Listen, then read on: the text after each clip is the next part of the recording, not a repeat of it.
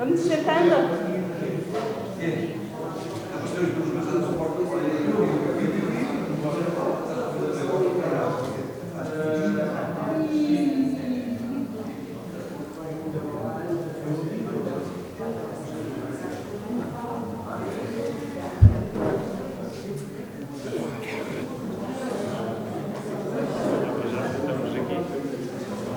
Não, vocês vêm para aqui. Podem-se já sentar aqui. Eu trouxe aqui uns folhetos, não é? Trouxe aqui uns folhetos para depois distribuir. Já vou meter. Então vou só meter ali à porta. Olá, tudo bem? Olá, Manuel Marques.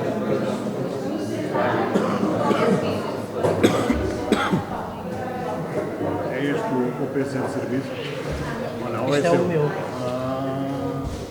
Ó Joaninha. Mas eu acho que ela tem uns. Eu emprestava-lhe. O problema é que eu depois da minha comunicação vou ter que ir. Tem que ir embora. Não, é.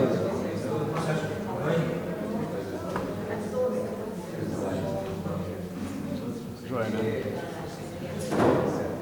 Está aqui o colega Pedro a dizer que depois vai levar o computador embora. Eu tenho ali um computador. Sim. Então, se não te importa, eu vou precisar. Até vou já.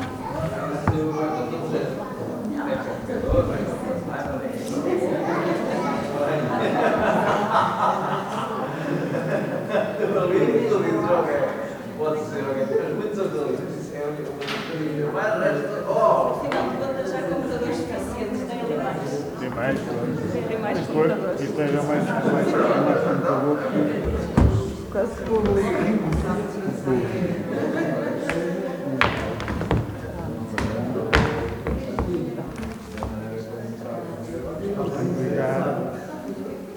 Olá, muito boa tarde. Antes de mais, queria agradecer-vos a todos a vossa disponibilidade para estarem aqui. Agradecer também à Associação da Redonda, da Quercus, por nos terem apoiado nestas iniciativas e aos oradores. Vamos dar início então ao segundo encontro de novas alternativas para comunidades mais protegidas. Isto vem no seguimento, para quem não sabe, quem vem de fora, dos incêndios, em setembro, que nos fez repensar aquilo tudo que nós temos à nossa volta e pensar que temos que mesmo criar alternativas para não voltarmos a sofrer o que sofremos em setembro. Então, vamos dar início a este encontro com o engenheiro Pedro Fernandes, que vem da ANCSUD, vem de Vinhais, muito longe. Espero que gostem da apresentação que ele tem para fazer. Bom, boa tarde a todos, obrigado pela vossa presença e agradecer à organização, na pessoa da Joana Torres, o convite efetuado à Associação. É sempre um gosto para nós mostrar o nosso trabalho e tentar também captar novos associados, novos criadores da raça. E penso que esta raça pode ser explorada em sistemas, digamos que mais ecológicos, em que podem também contribuir para o bem-estar dos animais e também, digamos que contribuir para uma alteração, talvez aqui vá de encontro ao objetivo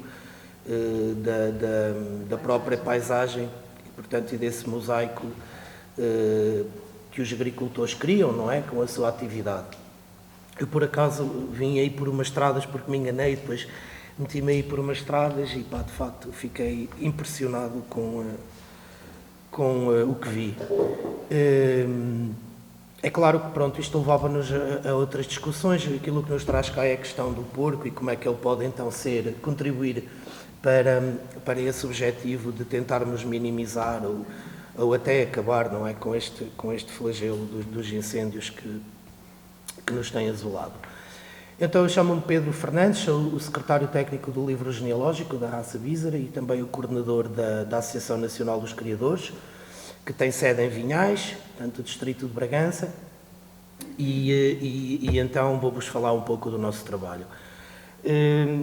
Antes de mais enquadrar aqui a apresentação e falar um pouco de onde é que vem esta raça, o que é esta raça, Depois, as características geográficas e edafoclimáticas dos locais de criação, as especificidades da raça, a sua conotação com produtos tradicionais de qualidade, o seu enquadramento em sistemas de produção sustentáveis, portanto, lá está aqui o objetivo desta sessão, e o bem-estar animal. Então, em Portugal existem 3 raças autóctones, ou seja, o autóctono quer dizer que são portuguesas e não existem, ainda não existem, a não ser o porco alentejano, mas depois já falo disso, noutros países. Portanto, são raças portuguesas, desenvolveram-se no nosso território, ganharam características de adaptabilidade também ao nosso território e, portanto, é muito importante preservá-las para não se perder esse património genético e aproveitar da melhor forma as características que elas nos podem dar. Porque sabemos que a nível produtivo, claro que não se comparam com as raças comerciais, não é? E teremos que encontrar aqui modos de produção alternativos que nos permitam acrescentar valor ao produto e ao vendermos o nosso produto, de facto, compensar a criação destes animais. Então, as 3 raças que há é o porco bízaro, portanto, a norte do Rio Tejo, o porco alentejano, como o nome diz, abaixo do Rio Tejo, tanto na zona do Alentejo, e mais recentemente surgiu uma nova raça, foi classificada como raça, o malhado de Alcobaça, que se restringe um pouco àquela região ali de Alcobaça, e ainda é uma população muito pequena.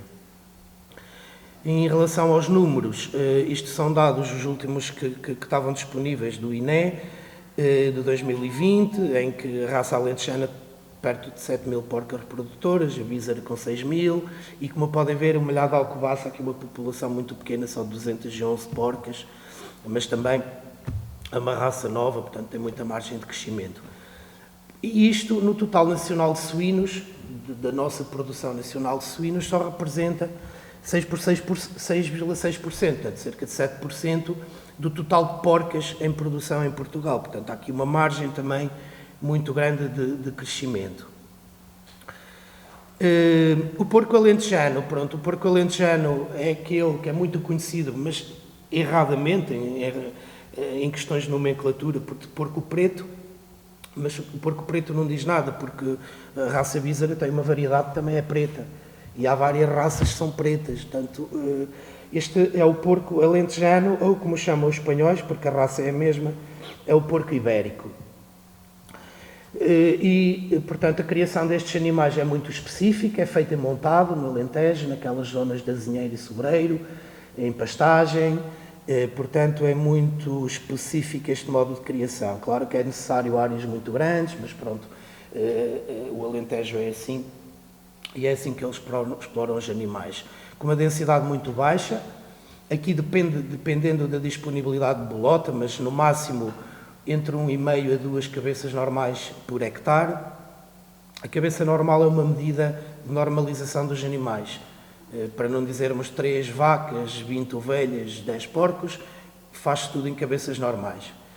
E então, dependendo da quantidade de bolota, pode haver entre 1,5 a 2 cabeças normais de porcos por hectare e montado. E pronto, e depois já há vários tipos de produção. Há explorações de multiplicação, que só produzem leitão. Há explorações de engorda, que só fazem a engorda, em montanheira, não é? E há aquelas chamadas ciclo completo, portanto, que produzem desde o leitão até à engorda. A engorda em montanheira é feita a partir dos animais terem entre 90 e 100 quilos, mais ou menos, entram em montanheira ali no mês de novembro, e estão até fevereiro, março, ou finais de janeiro, dependendo depois da quantidade de bolota, até atingirem um peso de 150 a 200 quilos. E é, portanto, depois daí que vêm os produtos, como o presunto e os enchidos desta raça. O modo de produção é muito específico, portanto, isto só se faz, o porco alentejano, mesmo até depois dos produtos dele resultante, portanto, só se faz neste regime de montanheira, pelo menos em Portugal. Em Espanha já há quem faça também o que chamam porco de sebo, confinados, pronto, em pocilgas, em pavilhões, mas em Portugal a exploração do porco alentejano é montanheira.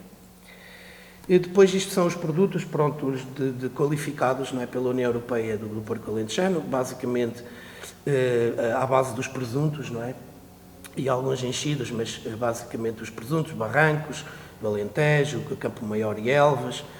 Portanto, é basicamente com as indicações geográficas protegidas e com a denominação de origem protegida, são estes os produtos qualificados, não é, que eles produzem, resultantes do porco alentejano. O malhado de Alcobaça, portanto, é muito recente, podem ver ali no mapa aquela zona onde ele é explorado, é ali na região de Alcobaça. Está atualmente a ser usado para a produção de leitão, portanto também está ali naquela zona muito famosa para o leitão de assar, mas também é um bom porco para engordar e para usar em sistemas extensivos e digamos, tradicionais. E, portanto, e aqui o meu porquinho, que é o porco bízaro, que é o porco, digamos, que antes dos anos 50, 60, quando começaram a entrar as raças, portanto, exóticas, não é? Aquilo que chamamos raças estrangeiras, no país, existia em Portugal, na norte do Rio Tejo existia o porco bízaro e a sul do Rio Tejo existia o porco alentejano e não havia mais porcos no país. Portanto, claro, depois houve aqui vários problemas, depois também durante a apresentação lá chegaremos. Eu achei engraçada esta definição, ainda do tempo dos reis, 1870, em que chamavam o bízaro, que era o nome que se dá ao porco esgalgado, mais ou menos pernalto, de orelhas frouxas, para o distinguir do bom porco roliço e pernicurto do Alentejo. Portanto, era isto que considerava o bízaro, porque eles, de facto, morfologicamente, naquilo que é a sua figura física, são muito diferentes. Eu depois também já explico o porquê. O porco bízaro também é explorado com a finalidade de resultar em produtos também qualificados. Em relação ao fumeiro de vinhais IGP, portanto, que temos 7 enchidos, salpicão, chouriço, alheira, outros enchidos, com indicação geográfica protegida e o presunto, e a carne com a denominação de origem protegida, neste caso, portanto, cingida só atrás dos montes, porque é carne de bízaro transmontano, portanto é distritos de Bragança e Vila Real. Sendo que aqui o produto atualmente que está a ter maior sucesso e há mais procura que oferta e anda tudo atrás do produto, é o leitão de assar. Portanto, tem tido muita saída, muita procura, porque apresenta características boas para a assadura, desde logo o seu comprimento, que é um porco mais comprido, tem mais superfície de costela, que é a parte que o consumidor mais aprecia. Tem também, logo desde tenra idade, uma pequena camada de gordura dorsal, portanto, logo a seguir à pele, o que permite depois também uma assadura em que a pele fica ali mais estaladiça. E depois também não é um porco, não é uma raça que tenha sido sujeita a melhoramento genético, não é? Como as raças comerciais, e então não tem as massas musculares muito desenvolvidas, portanto não apresenta muitas, nem aquelas coxas redondas, nem aquele lombo, que nós chamamos o lombo escachado, que se nota bem ali os dois lombos no animal. Portanto, o bízaro não é nada disso, mas isso também permite que no leitão os temperos também penetrem melhor na carne, ou não ter tanta carne, e dele ali também o sabor. Por isso é que é então o produto que está a ser com mais saída na exploração do porco bízaro. Há algumas características do porco, portanto, como podem ver aqui algumas fotografias, é um porco bastante comprido, grande, com um esqueleto, portanto, muito desenvolvido, alto de pernas, e como podem ver, não tem aquelas massas musculares, portanto, muito desenvolvidas.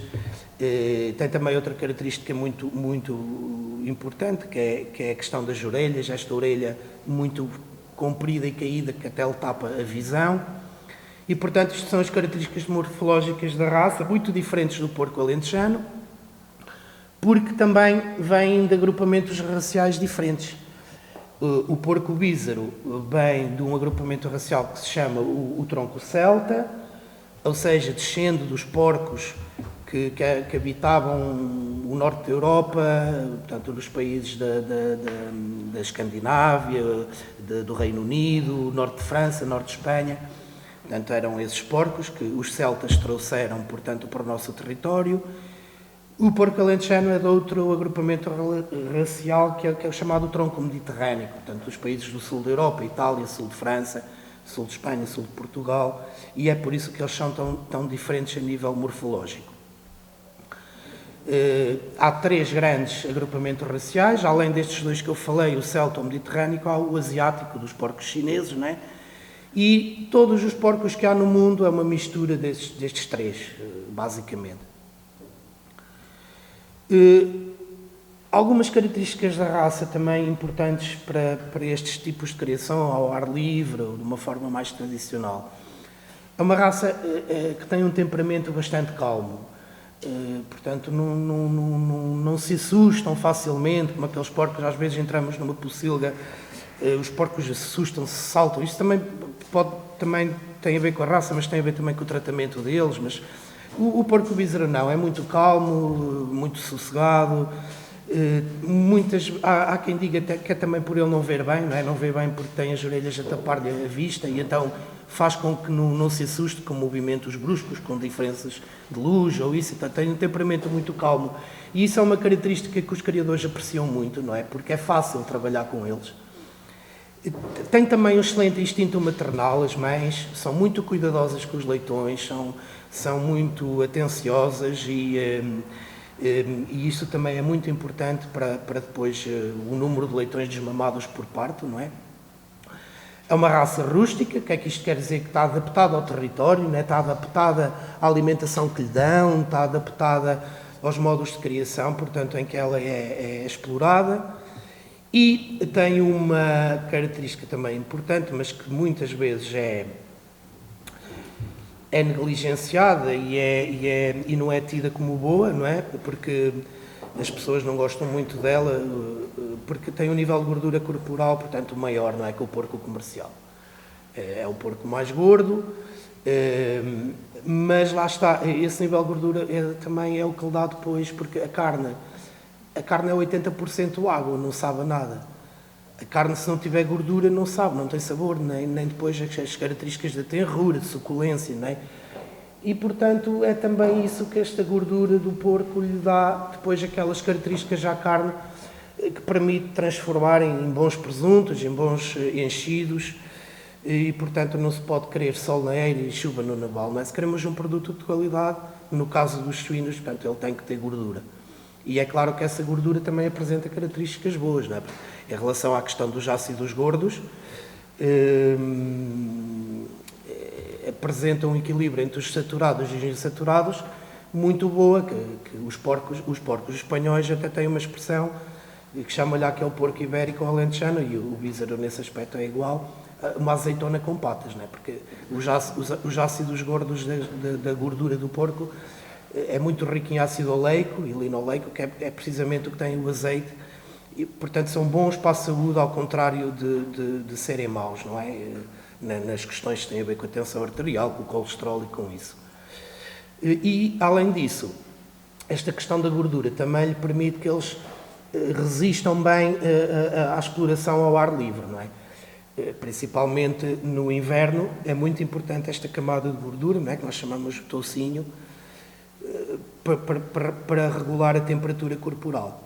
Se no verão é um problema, porque os porcos não têm capacidade de transpirar, eles não têm glândulas sudoríparas, têm que controlar a temperatura corporal de outra forma, não é?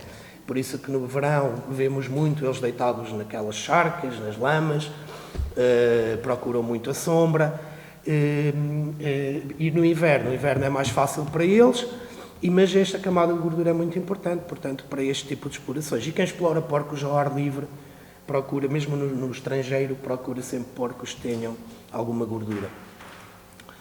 Em relação à distribuição da raça atualmente em Portugal, e que este mapa não está, eu não consegui tirar agora o mapa, o atual, faltam aqui algumas aqui na zona de Almodóvar e Barrancos, e portanto podem ver que ali no Alentejo, podem ver que já estamos um pouco por todo o território, principalmente a norte, e aquele ali do direito era o chamado Solar da Raça, portanto era o território onde ele era criado antigamente.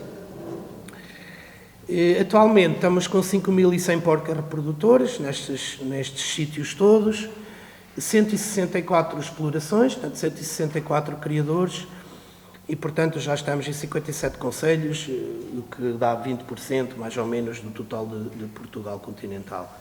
Esta evolução do efetivo reprodutor, podem ver quando nós começamos, em 1995, isto também era uma história engraçada, mas aqui, em 1995, não tínhamos nada, começamos com 12 animais, andamos a percorrer aldeias em Trás-os-Montes, no Minho, inclusive na Galiza, à procura de exemplares que nos dissessem, portanto, à vista que eram porcos víseros, e assim começou tudo isto. Fez-se um núcleo de reprodução lá em cima no Caixão, começaram-se a distribuir animais por criadores interessados, e deste ponto, portanto, chegamos a este, que já temos então 5.100 porcas reprodutoras da raça vísera. Os criadores também, portanto, aqui é só desde 2000 que temos os dados, mas os criadores também aumentaram bastante.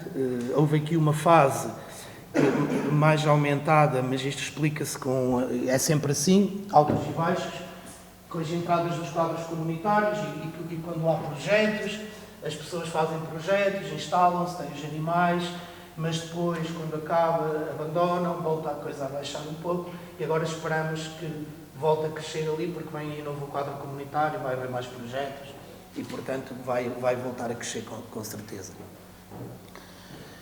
Os locais de exploração que, portanto, em Trás-os-Montes, a maior parte encontra-se situada em zonas de bosque de carrasco, de sobreiro e de carvalho. Portanto, temos muitas explorações neste tipo de ambiente. No resto do país, das explorações que nós temos, por exemplo, aqui nesta zona da beira litoral, algumas que temos, portanto, em Pinheiral e Eucaliptal, mas também, também põem lá os seus porquinhos, e o que ajuda bastante, por exemplo, na questão do controlo da vegetação, da biomassa, não é? É bastante interessante, porque eles, pondo os porcos não sei como é que isso, um povoamento de eucaliptos, por exemplo, eles de repente transformam aquilo quase em terreno lunar, não é? Tipo, vai tudo à vida, e é muito importante para o controlo desses matos. Na Galiza usam muito, é claro que não é eucalipto, é carvalho, principalmente carvalho e também sobreiro, mas usam muito os porcos, portanto, para esse controlo. Que lá chamam-lhe o porco celta. Os sistemas de exploração, portanto, aqui nesta palestra que estamos a ter, era interessante voltarmos a este tempo, não é? Havia um sistema que se chamava de vezeira, em que os porcos das povoações, das aldeias, iam para o campo como se fossem ovelhas. Tinham também pastor. É claro que não percorriam tanto o terreno como as ovelhas ou as cabras, mas andavam nos terrenos mais próximos das aldeias, onde há, por exemplo, lá em cima, em Vinhais, os castanheiros, aproveitavam aquela castanha, onde semeavam centeio depois da colheita, iam aproveitar o restolho, portanto andavam assim, e em casa, portanto eram as lojas na própria casa de habitação, no piso inferior, não é? Usavam o mato dos bosques, das florestas, para fazer as camas dos animais. Os animais apanhavam, portanto, a nível da alimentação tudo o que podiam, e depois, ao chegar a casa, faziam-lhe aquilo que eram as lavaduras, não é? Que era com um bocado de farelos, misturavam-lhe depois tudo o que sobrava da nossa comida e das hortas, e então era isso que eles comiam. Neste tempo nem existia lixo nas aldeias, não é? Os porcos tratavam de tudo, era a verdadeira economia circular, não? O lixo começou a haver muito mais tarde para nós pormos as coisas no lixo, porque antes os porcos resolviam o problema. Mas isso acabou, não é? Acabou devido a várias razões. Desde logo, a produção massiva de cereais a seguir à Segunda Guerra Mundial obrigou a que, portanto, estes cereais tinham que ter escoamento, não era só para fazer pão para nós, mas tinham que ter outro tipo de escoamento, e começou então também a dar-se aos suínos, não é? E a partir daí muita coisa mudou. Eles deixaram de andar neste sistema de exploração, a percorrer os campos, e começaram a ser confinados em pocilgas, onde lhes é dado o cereal, a ração, e portanto mudou isso tudo. Isto também teve aqui um aspecto muito importante que levou a isso, e hoje em dia estamos um pouco a voltar ao mesmo, que é a questão da peste suína africana. É por isso que esta questão agora de explorar os porcos ao ar livre é um bocado sensível, e a peste suína já está, portanto, já apareceu na Bélgica, já apareceu no norte de Itália, na Alemanha. Ainda não há nenhum foco em França, nem em Espanha, nem em Portugal, mas temos de estar muito atentos, porque se ela passar os Pirineus chega cá no instante, não é? Ela é transmitida pelos jabalis, a principal fonte de transmissão dessa doença é os jabalis, e portanto é muito sensível esta questão hoje em dia dos porcos ao ar livre, e lá está, é mais uma razão também para que não haja muito este tipo de produção. Essa também é uma das razões. E então, atualmente, aquilo que acontece é, o porco bízaro podemos dizer que se explora num sistema semi-extensivo, porque para dizermos é extensivo, só podíamos ter até ao máximo 2 cabeças normais por hectare de superfície forrageira. E isso na nossa orografia, portanto, do norte, é impossível, não é? Nós temos as pessoas têm terras muito pequenas, poucos hectares, não é como a realidade do Alentejo, em que aí sim podem ter 2 porcos ou 3 por hectare, e daí esta nomenclatura semi-extensivo. Atualmente existem 3 classes de licenciamento. A classe 3, que vai até 15 cabeças normais, o que em porcas dá para 30 porcas produtoras. A classe 2 vai no intervalo de 15 cabeças normais até 260 cabeças normais, e depois a classe 1 mais 260 cabeças normais, não é? Portanto, que é o sistema industrial, não é? Portanto, a produção de porco comercial. No porco bízaro, todas as explorações ao ar livre funcionam em regime fechado. Ou seja, o que é que isto quer dizer em ciclo fechado? Não temos explorações só a produzir leitão ou só a fazer engorda. Todas as explorações produzem o leitão e fazem a engorda. Mas nós achamos que era importante, uma vez que o leitão está a sair muito para leitão de assar, haver projetos portanto, criadores interessados em fazer explorações só para engorda, em que vão buscar os leitões a essas explorações, fazem o leitão e depois engordam em sítios, portanto, adaptados para o porco. Isto é uma falta que faz, os criadores, enquanto estiverem bem a ganhar dinheiro com o leitão, claro que, portanto, não se interessam em fazer engorda. E de maneira que a engorda está a ser um pouco para transformar para os presuntos, para os enchidos. Não há carne, digamos, carne de porco bízaro fresca, costeletas ou lombos, ou o que seja, no mercado. Consegue-se, claro, mas contactando um criador ou isso, mas no mercado, nos hipermercados ou isso, portanto, não existe.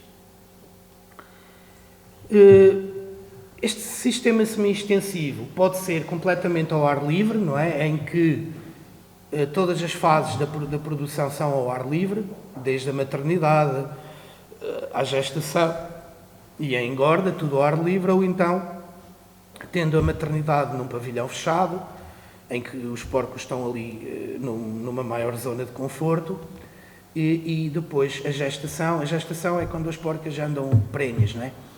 Essa fase podem andar bem ao ar livre, portanto, tal como a engorda, claro, com abrigos, com comedouros, com bebedouros, portanto, com todos os equipamentos necessários. Aquelas explorações mais tradicionais, estas mais pequenas, portanto da classe 3 até 15 cabeças normais, a maior parte delas não tem aquelas jaulas de maternidade e nenhuma tem as jaulas de gestação, até porque isto já é proibido, portanto não podem ter. E as jaulas de maternidade, mais tarde ou mais cedo, também irão ser proibidas e, portanto, vai ter que haver aqui uma adaptação muito grande do setor, mas as nossas, portanto, o nosso modo de produção é numa loja normal, com palha. Claro que tem que se arranjar ali algumas alternativas e sistemas para impedir o esmagamento do leitão e o frio, e portanto é assim que se produz o porco bízaro. Ao ar livre, portanto, o local é dividido em parques. Nesses parques, consoante o estado produtivo da porca, se está prenha, vai para o parque de gestação, se está para parir, vai para o parque de maternidade. Os barrascos devem ter também cada um o seu parque. Isto às vezes não usam muito, andam os barrascos misturados com as porcas. Os barrascos é o macho, não é? Andam misturados com as fêmeas, mas isso não é bom, não dá bom resultado, porque depois cobrem umas fêmeas, outras não as cobrem. Há muito, depois o intervalo entre partos começa a ser muito alargado, porque há porcas que perdem os cios, e então nós achamos que cada barrasco deve ter o seu sítio, e as porcas são levadas lá para a cobrição. E depois os parques de recria também, que é daqueles leitões desmamados, para fazer uma recria antes de irem para a engorda, ou para reprodutores. Pronto, isto é o que eu vos digo: parte de gestação, maternidade, recria e barrascos. Isto é um modelo radial, portanto, todos os parques estão à volta desta estrutura redonda, em que eles andam ali por fora, mas depois vão sempre ali dentro a comer, àquele local, e também que pode servir também de abrigo.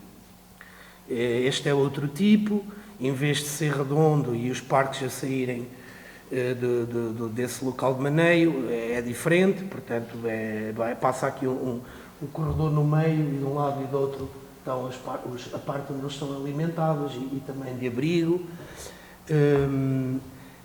Esta é com, portanto, com aquelas cabanas de como é que se chama? Fibra de vidro, exatamente, que servem de abrigo, estas aqui e estas de maternidade. Portanto, isto naquelas explorações que é totalmente tudo ao ar livre. Pronto, podem ver aqui os leitões ali na cabana. Estes aqui até estão fora a mamar, eles têm toda a liberdade. Isto é também um módulo pré-construído de maternidade, em que lá dentro tem, portanto, as salinhas de maternidade. Qual é a vantagem disto? Pronto, conseguimos, também é movível, e conseguimos aqui controlar a temperatura, não é? Pôr lá uns aquecimentos para os leitões e também temperatura e ventilação. Estes aqui são portanto, para o desmame e para a recria dos leitões. Portanto, aqueles pequenos módulos ali também de plástico, em que eles têm ali mais conforto, portanto, se eles andarem sempre na rua nunca mais saem do sítio, não é? Portanto, tem que ter ali algum conforto para crescer. Aqui soluções mais simples, com aquelas placas de sanduíche, portanto, há várias maneiras de fazer as coisas. Uma das grandes vantagens deste sistema, como podem ver, é o investimento inicial ser baixo, porque basicamente aqui o maior custo destas explorações é na vedação, porque o resto de equipamentos, mesmo comedouros, bebedouros e este tipo de abrigos, não é uma coisa cara, tão cara como fazer um pavilhão, não é, de cimento. E então é uma das grandes vantagens da criação ao ar livre, é esse investimento inicial ser baixo. Aqui os barrascos, portanto, os barrascos, os parques iguais, têm que ter um abrigo e comedouro.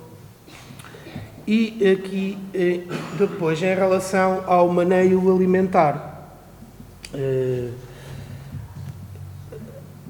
O maneio alimentar, portanto, neste tipo de produção, eu já não estou a falar, porque nós, a raça bízara, apesar de 90% das explorações serem pequenas explorações da classe 3, portanto, até 15 cabeças normais, até 30, 40 porquitas. Há outras, temos outras grandes, já temos explorações com 300 porcas, 200, que essas dedicam-se ao leitão. Essas têm sala de maternidade, com jaulas, com aquecimento, com ventilação, portanto tudo controlado, e o próprio maneio alimentar é diferente, não é? Porque é impossível estarmos a criar 300 porcas com alimentação tradicional, isso não existe. E isso pode ser feito em pequenas explorações, não é? E essa alimentação é sempre condicionada pelos recursos disponíveis que temos na nossa exploração. Sazonal, não é? Há épocas do ano em que há uma cultura, há outras épocas em que há outra, e portanto eles estão sujeitos a essa variação conforme a altura do ano. Mas normalmente são culturas da própria exploração, portanto produzidas lá, e vão desde um alimento base, que normalmente nessas pequenas explorações há uma mistura de cereais, não é? Eles misturam, depende, mas pode ser aveia, centeio, cevada, milho menos, nós ali não temos muito milho, mas já no Minho já usam mais milho, portanto e trigo, portanto isto misturado é sempre o alimento base, ou o alimento composto completo, que são as chamadas rações. Este alimento base nunca pode faltar, não é? Uma certa quantidade diária. Posso-vos dizer, por exemplo, uma porca reprodutora que esteja prenha entre 2,5 kg a 3 kg por dia, mas na maternidade, se estiver a dar leite, um mínimo de 8 kg, não é? E este alimento, sendo dado uma vez ou 2 vezes por dia, depende do gosto de quem cria os porcos, e depois, como complemento, em que eles podem ter sempre à disposição vários tipos de alimentos que nós produzimos na nossa própria exploração. Desde tubérculos, como a batata, a beterraba e o nabo, outros produtos hortícolas, couves, abóboras, frutos, nas zonas em que há fruta, desde maçãs, portanto, ao que for, de fruta que haja. Lá acima, antigamente eles com certeza eram mais felizes, comiam mais castanha, mas agora a castanha vale dinheiro e as pessoas não dão aos porcos. E o que se faz é, soltam-os e eles andam nos soltos e aproveitam aquela, não é, que não é apanhada, a chamada castanha de refúgio. E também aqueles que andam em sobreiros e carrascos aproveitam, portanto, a bolota. E também há muitas explorações que temos isso. Há ainda outras, ali principalmente no Minho, principalmente explorações que se dedicavam ao leite, explorações de vaca leiteira, mas com a crise do leite, aquelas pequenas explorações quase todas fecharam e tiveram que arranjar alternativas, algumas se viraram para os porcos. Mas é engraçado porque nunca deixaram de fazer a silagem. E então dão a silagem aos porcos, mas eles até não se habituam mal a ela. Agora nós temos de ter aqui em mente que o porco não é um ruminante, não é? Estes alimentos não lhe dão energia para produzir.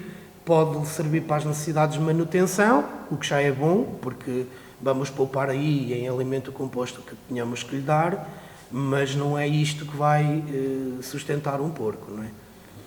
Depois, pastagens, há muitos que andam em pastagem, em zonas, portanto, também onde ainda semeiam o cereal, no Planalto Mirandês ainda semeiam muito trigo, e depois da colheita eles são postos nesses restolhos a aproveitar esse restolho, e portanto, depois também o alimento composto, a chamada ração. Portanto, podem ver aqui algumas fotografias, estes andam ali na zona de vinhagem, andam ali num souto a aproveitar a castanha, e estão a ver que é simples, com simples fio elétrico, que se podem ver aqui. De repente montamos à volta dos castanheiros, deixamos-os lá e eles estão ali sossegados, não vão embora porque tem o fio elétrico. E, portanto, é isto que fazem lá, muitas vezes a seguir à apanha da castanha. Aqui andam, portanto, em pastagem, Aqui há também um senhor, portanto, a dar-lhe, penso que serão nabos, a dar-lhe ali nabos diretamente do reboque do trator e eles comem ali tudo. Pronto, podem ver que é um modo muito tradicional de produzir, mas é como eu digo, isto funciona como uma atividade complementar. Lá acima as pessoas portanto, estão a ter um muito bom resultado com a questão do fumeiro, dos enchidos, não é? Já vai gente a casa, clientes a casa, a comprar os enchidos, portanto, enchidos que houvesse. Ainda agora vamos ter, daqui a 15 dias, a Feira do Fumeiro de Vinhais. Já anda muita gente à procura de fumeiro e não há paz encomendas. Portanto, e é uma atividade interessante como complemento da atividade principal de uma pessoa, não é? Porque este tipo de explorações, estas pessoas não se dedicam só a isto, não é? E traz um rendimento bastante interessante. Depois, em relação à pastagem e às silagens, esses alimentos fibrosos, portanto, são muito bons para a redução da competição de alimento e a ausência de comportamentos estereotipados. O que é que isto quer dizer? Aqueles comportamentos que eles têm quando estão sob stress, não é? Ficam muito agitados, espumam na boca, não estão quietos, e isso tem tudo a ver com o stress e pode isso vir da fome. Aqueles que têm alimentação restringida, não é? Em que só lhe damos uma vez ou duas vezes por dia, pode haver períodos em que tenham fome, ou porque nos deixam comer, ou porque não comeram, ou por alguma razão, e então entram em stress e começam a ficar mais agitados. E se andarem sempre em contacto com a pastagem ou com outro tipo de alimentos que estejam sempre disponíveis para eles já não vão ter este problema. Contribui para a saciedade, portanto, isto permite reduzir depois o gasto que nós temos na compra de ração. E depois, também contribuem para a valorização de terras com pouca aptidão agrícola, porque, por exemplo, com outro tipo, a não ser também as ovelhas e vacas também podem aproveitar isso, mas quem é que aproveita o restolho, não é? Se não forem estes animais. Se não fossem eles, aquilo ficava lá e estragava-se. Portanto, é uma forma de valorizar certos terrenos com pouca aptidão agrícola, mas pondo lá animais já lhe damos mais valor. Depois, o alimento composto completo, portanto, a chamada ração, não é? Que basicamente é usada só nas fases mais exigentes, que é quando a porquinha está a dar leite. Aí não podemos deixar de lhe dar ração, de lactação, porque senão, portanto, ela não irá dar o leite suficiente para criar os leitões da ninhada, e aí não há que inventar. E depois no desmame dos leitões, naquele período em que os tiramos da mãe, para eles irem ali dos 10 aos 20 quilinhos, é importante também dar-lhe ali um alimento de iniciação, porque ele vai passar de ingerir leite e passar para um alimento sólido, e não podemos dar-lhe logo ali batatas ou o que quer que seja, porque ele nem sequer ia digerir isso, ia ficar muito doente com certeza. Portanto, as rações, às vezes é preciso desmistificar um pouco isto, porque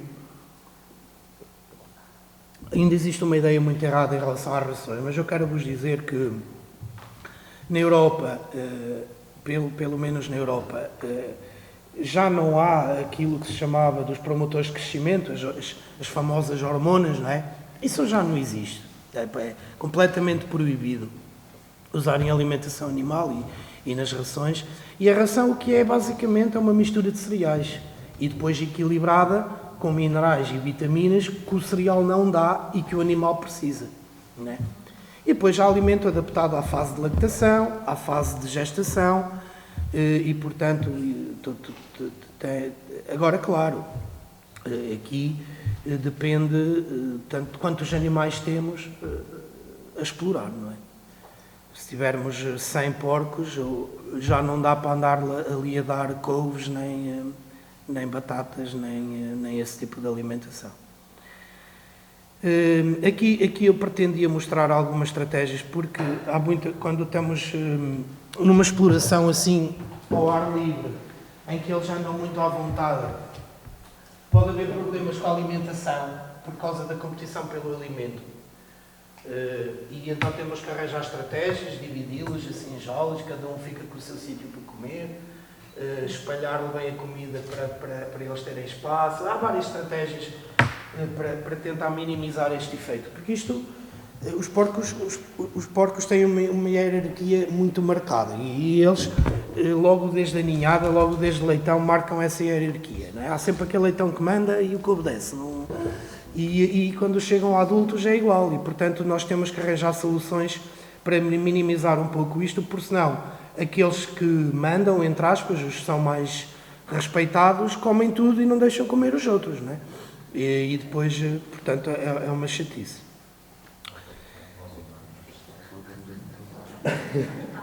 Já o que escrevesse acerca disso, não é?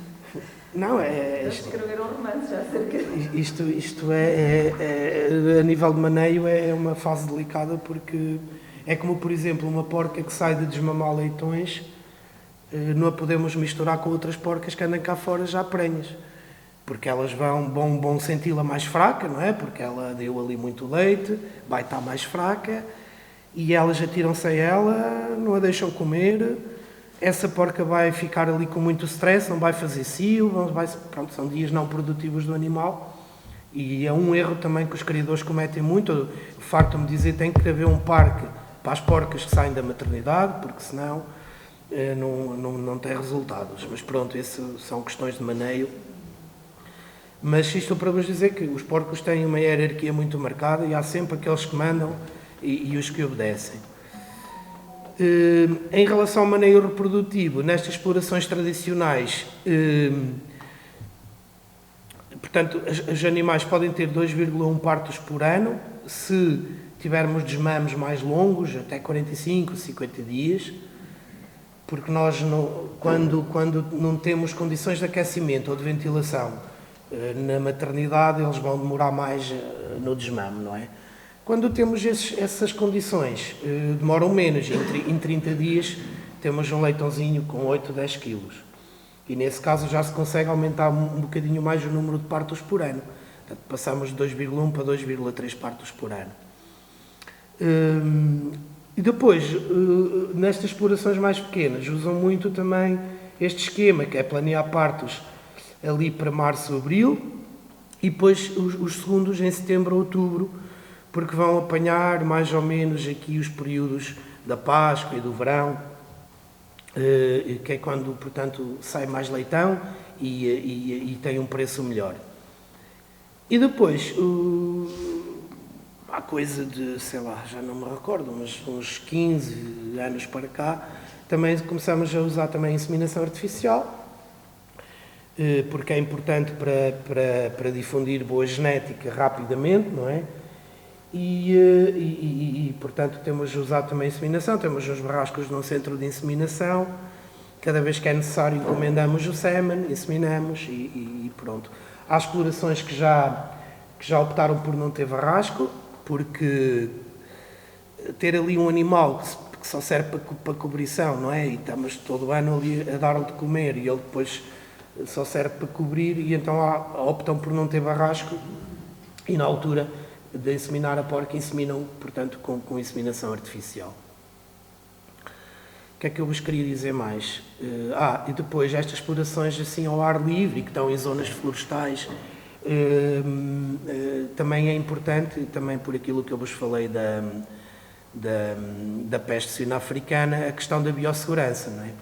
É obrigatório, por lei, haver aquilo que se chama a barreira sanitária. Uma barreira sanitária, no fundo, são duas vedações, uma interior, depois um espaço que eles exigem, eles, quando eu falo eles, é o Estado, portanto, o mínimo de 5 metros para uma vedação exterior. Isto porquê? Porque há muitas doenças que se transmitem só por contacto de proximidade, não é?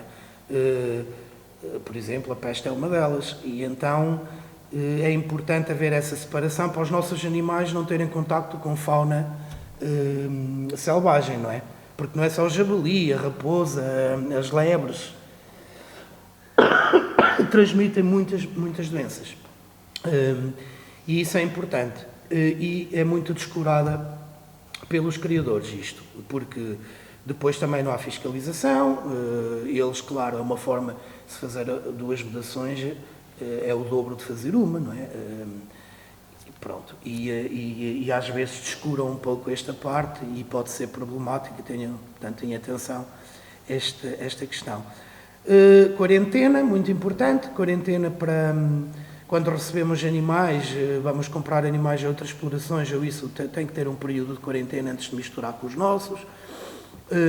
O rodilúvio e pedilúvio na entrada da exploração, quer seja para as viaturas, quer seja para as pessoas passarem por lá e serem desinfetados, e o chamado, portanto, perímetro ou zona de segurança, foi o que eu vos disse. E pronto, era isto que tinha para vos dizer. Muito obrigado pela atenção e estou disponível se tiverem alguma questão para fazer. Obrigado. Por acaso, até tenho. Sobre o preço por quilo, se há uma regulamentação sobre esse Preço por quilo? Mas em relação ao porco bízaro? É assim, pois depende. O que é que eu lhe posso dizer? Os leitões, não é bem por quilo, mas são leitões ali entre 8 e 10 quilos, é a unidade, e andam a pagá-los agora mais ou menos 80 euros. E depois, por exemplo, como eu vos disse, a carne não se anda a fazer engorda, mas aquelas engordas que é para as matanças tradicionais e para fazer depois os enchidos, andam a vender a 5 a 6 euros o quilo. Peso carcaça, não é? Peso carcaça. Mais ou menos por aí. Claro que o produto transformado depois é. O produto transformado não. O produto transformado... Depois há outro valor, claro. Até outro valor, por exemplo... Sim. O salpicão de vinhais, por exemplo, é 50 euros o quilo. Pronto, e... A alheira a 15 euros, a chouriço a 35, tem um preço, pronto, bom, digamos assim. Agora, aquilo que eu vos queria transmitir é que uma coisa que nos falta muito, mas isto é no país todo, parece-me a mim, é associativismo, não é? Trabalharmos todos com um fim comum. E, por exemplo, em Espanha isso funciona muito bem. Há exemplos do porco celta ali na Galiza, em aldeias em que a população da aldeia se junta, tem os animais, um bocado como antigamente, eles vão para o campo e depois na própria aldeia criam uma pequena unidade de transformação, fazem lá os chouriços, os presuntos, já começam a ser visitados por as pessoas das cidades, já começam a ir lá comprar o produto. É um pouco isto que nós, os instrumentos, temos, falta muita união, não é? Estamos cada vez mais cada um a olhar para o seu umbigo e eu apelava um pouco a isso. Acreditem que todos juntos podemos fazer coisas interessantes. Agora estes novos apoios que há para os circuitos curtos de comercialização, a economia circular, há aí oportunidades muito interessantes e pronto, podem ter aqui, tanto para esta freguesia como para outras vizinhas, algum projeto em que pensar e ir por este caminho, porque eu acho que é o caminho que vai ter futuro e que podemos tirar proveito dele. E que nos vai servir também para alterar um pouco a paisagem, não é? Porque se começarmos a ganhar dinheiro com outras atividades, sem ser com o eucalipto, por exemplo, com certeza que a paisagem vai mudar, não é? Porque, atenção, eu não tenho nada contra o eucalipto, eu tenho a perfeita noção que há eucalipto porque é o que dá dinheiro. Portanto, a floresta tem que dar dinheiro ao produtor. Seja com eucalipto, seja com outro tipo de floresta, que isso seria o ideal, não é? Nós termos a nossa floresta autóctone, não é? Que eram carvalhos, sobreiros, carrascos, as oliveiras, os castanheiros, portanto, era essa a nossa floresta, não é? Antes daquele plano de fomento do tempo ainda do Estado Novo que fizeram, de monocultura de pinheiro, não é? Que se fez em todo lado no país, principalmente nas zonas do interior. A floresta que havia era essa, e era bom que se começasse a reverter esta situação, mas só dando dinheiro às pessoas, porque senão as pessoas não são escravas, não é? E não estão ali a pôr carvalho ou a pôr sobreiros, isso não lhe dá dinheiro, não é? Portanto, é um pouco isso. Agora, como um modelo complementar à nossa atividade, ter 5, 6, 10 porquinhos, em que depois possamos ter um assadorzinho de leitão, em que depois começamos a ganhar aqueles nossos clientes e apreciam mais o nosso leitão porque o porco é criado de outra maneira, diferente. Fazer uma história, não é? À volta daquilo que fazemos, porque a história é que vende. Eu acredito que este tipo de projetos tenham sucesso e pronto, pensem nisso e nós, a Associação, estamos para ajudar e para apoiar. Portanto, eu só pus ali a página da internet, mas se forem lá, estão lá todos os contactos e estão também uns folhetos que podem levar e se houverem interessados em experimentar qualquer coisa, falem comigo que nós estaremos lá após ajudar. Ok, Sr. Professor, em relação à aquisição de exemplares jurídicos, há facilidade? Pronto, aqui fazem entregas, se fizer uma encomenda? É tudo, cada caso é um caso, não é? Aquilo que tem acontecido, por exemplo, nós, porcas reprodutoras não há para venda, não há quem faça, não é? Os que os têm querem-as para eles. O que é que se consegue? Leitões desmamados, leitões aí com 2, 3 meses e tem que depois fazer uma recria até chegar ao reprodutor. Normalmente nós fazemos em relação à região, tentamos que seja alguém, imagino que o senhor queria, agora, olha, gostava de ter 5, 10 porquitas, tentamos algum criador aqui mais próximo. Também já em Aveiro. Sim. Temos em Cantanhede, em Tentugal, Santa Maria da Feira. Sim, e agora assim de repente. Eu vi alguns em Aveiro.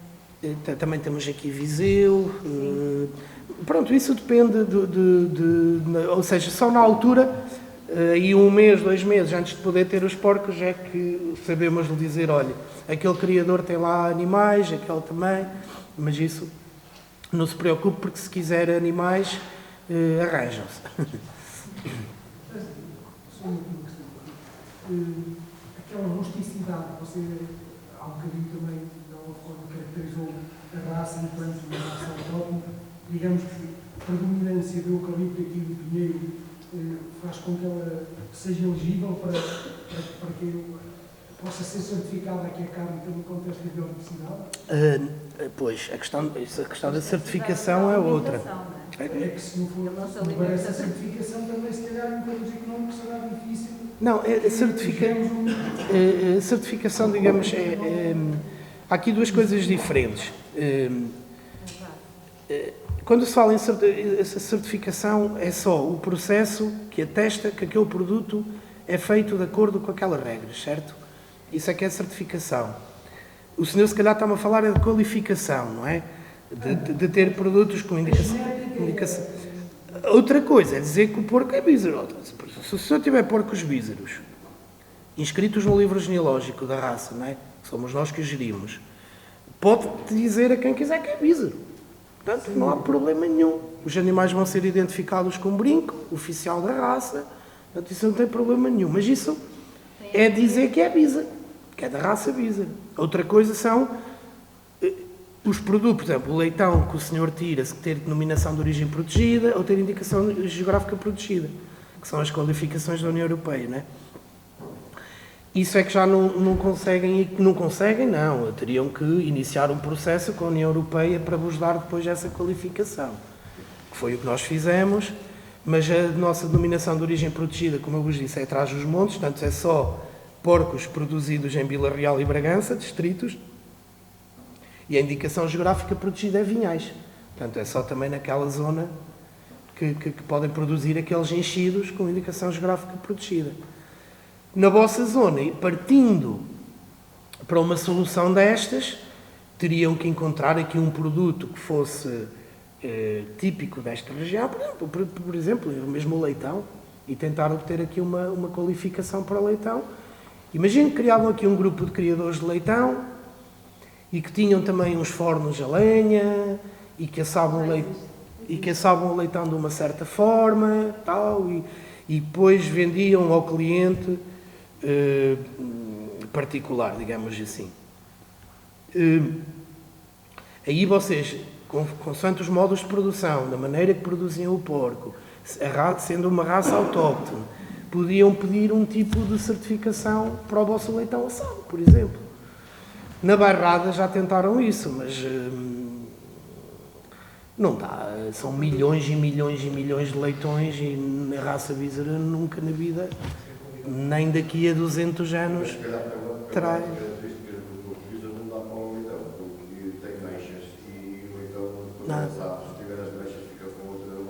Não, mas depois de morto e portanto escaldado, isso não fica com manchas, fica para branquinho. Essas manchas é o pelo. O leitão bízaro, por isso é que ele tem muito sucesso, é porque tem características boas da assadura. Aquilo que eu lhe disse, a superfície de costela, um leitão mais comprido, tem mais costela, a assadura, a pele fica-lhe mais taladiça por causa daquela pequena quantidadezinha de gordura. Leitão ali na zona da Bairrada, olha, anda tudo a cruzar, tudo, é cruzado, não é linha pura, mas eu posso vos dizer, o centro de inseminação artificial, onde temos os nossos barrascos, já é um centro, portanto, é uma empresa, não é? É no litoral alentejano, em Santiago do Cacém, e é o único licenciado em Portugal. Por isso é que, se soubesse algum no Norte, teria vindo para o Norte, mas tiveram que ir para ali. Mas tem lá o bízaro, tem o alentejano, tem depois as raças exóticas todas, comerciais, o Pietran, o Duroc, pá, tudo isso. A referência que vendem mais agora é o bízaro. Porquê? Para essas explorações, para o leitão de assar. Cruzam, fazem cruzamentos à porca e é o que têm usado. E antes o que havia era o leitão bízaro. A zona da Mielhada e da Bairrada ganhou fama do leitão à conta de, antigamente, era o leitão bízaro, não é que se sabe? Nós estamos na região do mercado da Bairrada. Aqui Nós mesmo. somos a Bairrada não é muito longe. Sim, Águeda faz parte. Nós pertencemos à região. E eu vou-lhe contar uma história só para saber disso por causa do leitão. O leitão assado é da Bairrada, foi inicialmente pelas zonas sul de Águeda e norte da Nadia. O leitão da Mielhada é parecido com o da Bairrada. E então o que é que acontecia em 1800 e tal? Os assadores de leitão pegavam nas suas carroças e iam para a Malaposta, quando parava a carruagem do Reis, e onde vinham pessoas para o norte ou para o sul, e então chegavam lá, aquela zona, compravam o pão da zona da Mielhada e da Malaposta e vendiam as sandes de leitão da Bairrada. Portanto, os assadores do sul de Águeda, do nosso concelho, e os de norte do concelho de Anadia. Iam lá vender. Depois da Mielhada começaram-se a perceber. Então, se nós temos o pão, vamos nós também começar a assar com o leitão. E isto é que é a história, apesar dos da Mielhada não aceitarem esta parte da história, mas é assim, é real, é verídica, não foi na Mielhada que começaram a assar o leitão da Bairrada. Lá assam até o leitão, eles qualquer dia já estão a dizer, o leitão da Mielhada. Pois. É a parte comercial deles. Mas está a ver, está aí uma boa história para poder qualificar este produto. Está a ver? Essas referências históricas, não é? Isso tudo que provam, de facto, que este produto era produzido daquela maneira e era vendido dessa maneira e era feito assim, isso é muito importante para conseguirem depois, um dia, uma proteção comunitária e pronto, e acrescentar valor ao vosso produto. Porque é dessa forma que se diz que ele é diferente. Porque o senhor está-me a dizer, é diferente do da Mielhada, eu acredito. Não é? Mas tem que explicar porque é que é diferente. E de onde é que isso veio, de onde é que essa história veio, porque é que eles faziam, porque é que há as sandes, não é? De onde é que veio? Eu não, essa história das sandes não sabia. Sim. Pensei que comiam o leitão assim, não sabia que era... Era de 1860 e tal, 1870, o leitão ia a partir aos bocados para a Malaposta, não é? Onde parava a carruagem que fazia o porco, e lá depois comprava um pão típico daquela zona, que é o pão da milhada, e depois fazia o achado para vender naquela zona. Nós já tivemos, há muitos anos também, houve uma associação, era na Anadia. Mas nós já temos aqui a festa da Torre feita aqui em Água. Sim, tem essa. Na Anadia e chamava-se APOB, era a Associação de Produtores e Assadores de Leitão da Barrada. Até tinham porcos também, olha, era uma exploração assim ao ar livre. E depois, imagina, era um edifício como este. Os escritórios eram aqui, depois tinha restaurante. E os porcos andavam assim ali, na rua. E depois assavam o leitão e as pessoas iam lá comer ao restaurante. Mas depois aquilo acabou por não funcionar. Pronto, não resultou. Mas esse tipo de produção e de esquemas de comercialização, eu acho que no futuro é aquilo que nos poderá salvar, porque senão nós vamos ficar iguais a todo o mundo e a nossa gastronomia vai deixar de ter essa identidade e nós não podemos deixar isso acontecer, não é? Temos que lutar por as nossas coisas. No caso de uma pessoa qualquer que queira montar uma exploração, qual será o vosso apoio e qual é o formato do apoio que fazem através de animais, através de quê? Mas apoio técnico ou monetário? Monetário não dá. Tem que falar com o CEL. Monetário não dá, mas isso é através de projetos agrícolas, não é? Que pode conseguir. Nos apoios. Pode conseguir um apoio. Mas na criação tem um subsídio específico para a raça, que no caso vão ser 250 euros por cada 2 porcas. Portanto, anual, 125 cada porca. E depois tem os projetos agrícolas, não é? Que a nível de investimento dão-lhe um apoio a esse investimento. Nós, o que lhe podemos fazer é visitar o sítio onde pretende pôr os animais, para o aconselhar, olha, faça desta maneira, faça daquela. E depois, a questão, por exemplo, quando precisar dos animais, ajudamos também na aquisição dos animais, ajudamos a dizer onde estão e no transporte e isso tudo. E pronto, e depois todo o apoio técnico que necessitar, não é? Isso é essa ajuda, pronto, contactos, por exemplo, precisava de contactos depois para isto, para aquilo, portanto, estamos disponíveis para isso tudo. Já agora só uma pequena curiosidade. Em termos de etnologia da raiz do Bízaro, só a diferenciação é só o norte do Tejo e sul do Tejo, tinha aquela distinção entre o porco alentejano e o Bízaro. Sim, porque, não, isso é só por é uma questão de geografia mesmo. Antigamente, como eu vos disse, antes dos anos 50, só havia 2 raças em Portugal, só havia 2 tipos de porcos em Portugal, que era o Bízaro e o alentejano. De certeza que as pessoas mais velhas, se os vossos pais ou avós, se lembrarem dos porcos que eles tinham, de certeza que era porco Bízaro, aqui nesta zona. Portanto, a sul do Rio Tejo era o porco alentejano, apesar de nós agora já termos também bízaros no Alentejo, não é? Pronto, isso... Ou seja, o que eu quero dizer, porque é que o porco alentejano é no Alentejo? Por causa do montado. Portanto, é um porco que está adaptado àquela produção, não é? O porco bízaro já não era assim, era diferente, era em lojas, era daquele modo que eu vos mostrei, não é? Aquele minifúndio. Se adapta um bocadinho, é igual. Em que tudo das hortas era para os porcos, não é? Aquele malhado de alcobaça, você acha que é tipo um cruzamento entre ambas? O malhado de alcobaça é um cruzamento com o bízaro e uma raça inglesa, Berkshire, se eu não me engano. Mas que, entretanto, já tira também o estatuto autóctono, certo? Sim, há coisa de 5 anos foi reconhecida como raça, sim. Matthew, querias dizer alguma coisa? Perguntar uma coisa assim.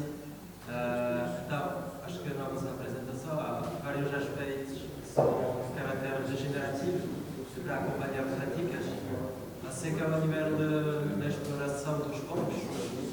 Há também um aspecto que pode ser a geração de uma fonte de poluição bastante alta, que as espécies do corpo têm uma capacidade de infiltração bastante grande.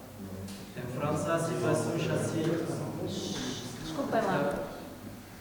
Em França, a situação já assim, a região inteira, acho que são desgastadas pela criação intensiva. Em Portugal também, sim. Acho que aqui o princípio é ter uma rotação de pastagens bastante forte. Sim. Mas ao nível da cerca à mãe, queria dizer, gostaria de saber se do vosso lado há uma reflexão sobre a infiltração de nitratos e se você tem prescrições para acompanhar este processo.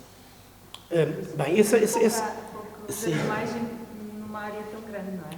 Por isso não se pode ter muitos animais. Pronto, esse problema põe-se nas explorações grandes, digamos assim, não é? Aquelas explorações com 200, 300, até 1000 porcas, até 2000 porcas.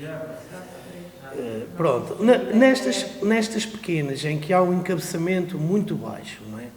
Estamos aqui a falar 2 cabeças normais, ou seja, 4 ou 5 porcos por hectare. Ou então aquelas pessoas nas aldeias que os têm, nas pequenas pocilgas, têm 5, 6 porquinhos e esses chorumes, não é, são utilizados para a fertilização do terreno, o que é bom, porque não vão precisar de fertilizantes sem ser orgânicos, não é, químicos. Aliás, uma das coisas que eu acho boa neste tipo de produção, mais aquilo que eu chamo de semi-extensivo, é precisamente isso, não é? Depois não se precisa de...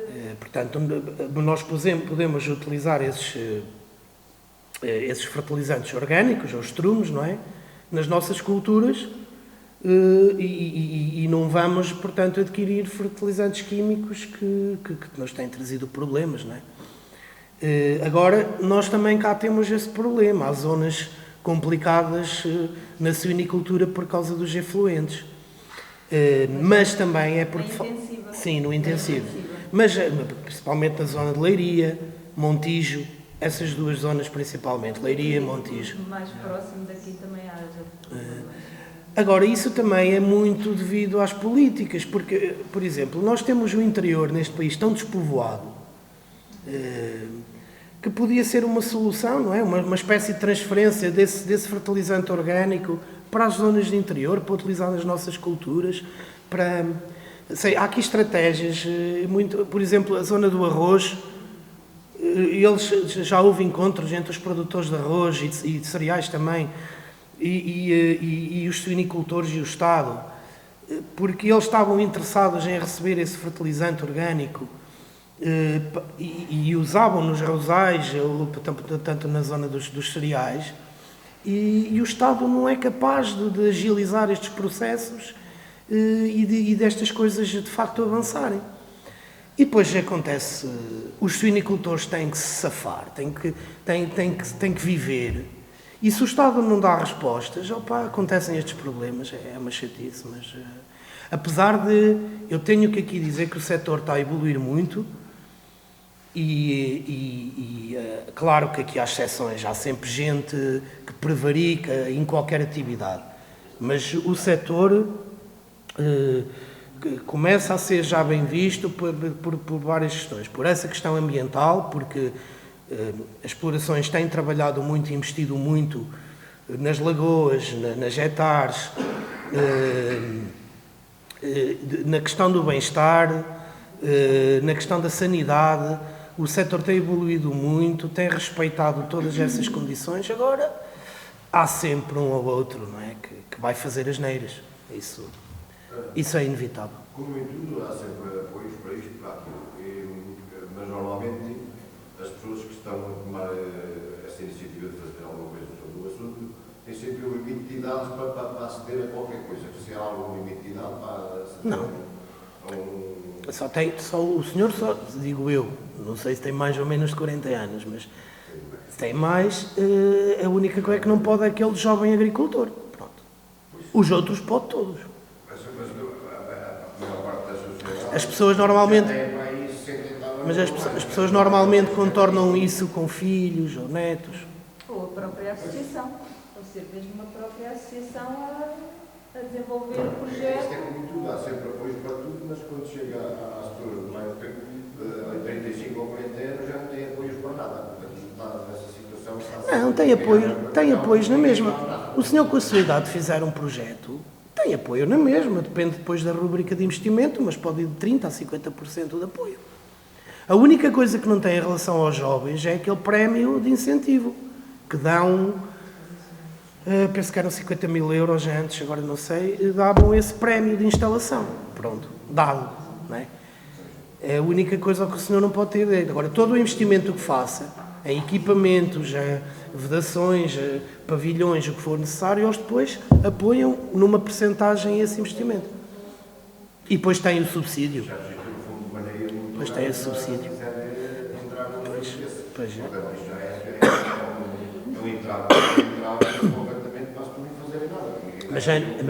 Mas é nesta atividade ou em qualquer outra, não é? Se fizesse uma fábrica do que fosse, também tinha o mesmo, se calhar, menos apoio, não é? Há alguém que tem mais alguma coisa, alguma questão? É que o engenheiro Pedro tem que estar no Porto. Acho que sim. Mas ainda vou sair agora. Eu também me distraio. Há mais alguém? Celso. Penso que ficou por exemplo, o número médio de leitões por parte. Eu por acaso não pus aqui esses dados, porque pensei que não vos ia interessar. Mas é assim, nós de leitões nascidos vivos, e atenção, isto são dados do livro, olha, até por acaso, espero lá.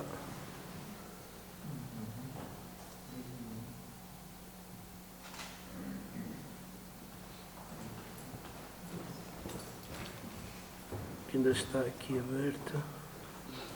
E eu tinha aqui os dados disso.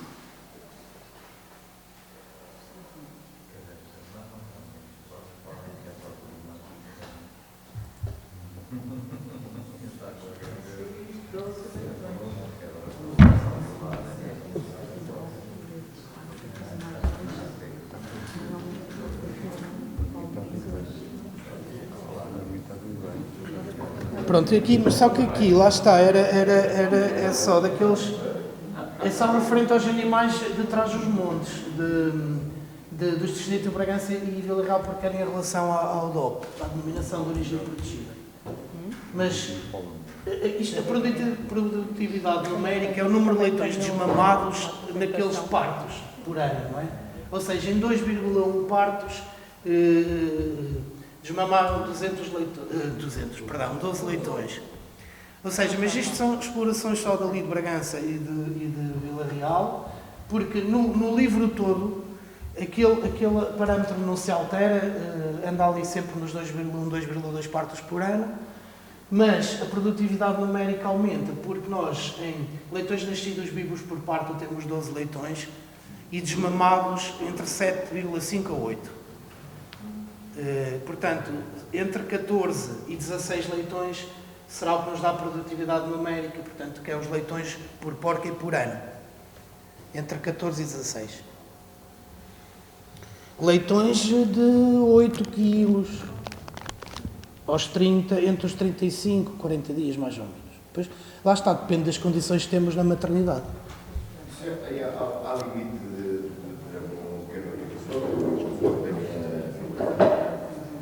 animais em casa, se há algum apoio não direto, há uma quantidade específica para ter apoio? Não. Cada um tem um corpo. Em relação ao subsídio, pode ter só um até. É. Imagine, se tiver uma porca,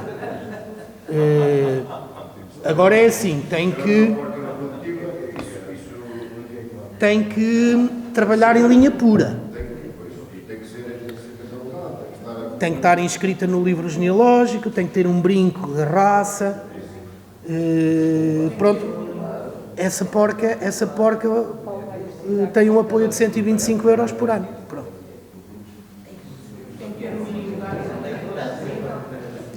Depende do número de animais. Se for ao ar livre, se for tudo ao ar livre, tem uma limitação de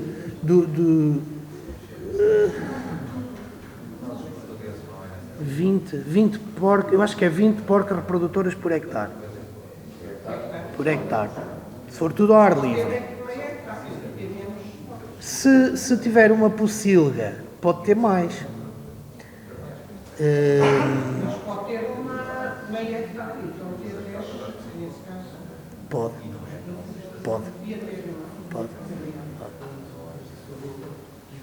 Aqueles 150 quilos que falava do já do pai, quanto tempo é que se consegue? 9 meses? Ai, não. Quanto tempo é que demora a cevar um animal? Pronto, esse é também um dos problemas da raça, não é? Uma característica.